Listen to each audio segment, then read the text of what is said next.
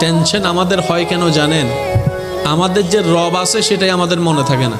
এমন রব যিনি হ বললে হয়ে যায়, তা এমন একজন রব থাকার পরেও যদি আমরা টেনশন করি, তাহলে তো বাস্তবতার সাথে মিল খুঁজে পাই না।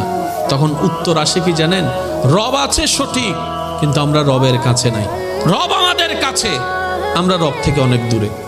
রব যে একজন আছে সেটাই আমাদের মনে থাকে না, আমাদের মনে থাকে না। তাই তো সামান্য বিষয় নিয়ে ভেঙে পড়ি।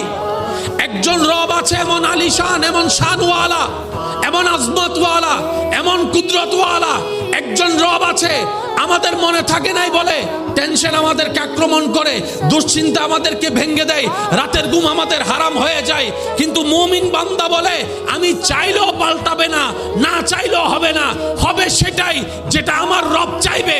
সুতরাং আমার টেনশন করার দরকার নাই। হাসবুনাল্লাহ, হাসবুনাল্লাহ, হাসবুনাল্লাহ, আমার জন্য আমার আল্লাহই যথেষ্ট। আমার আল্লাহ যা করে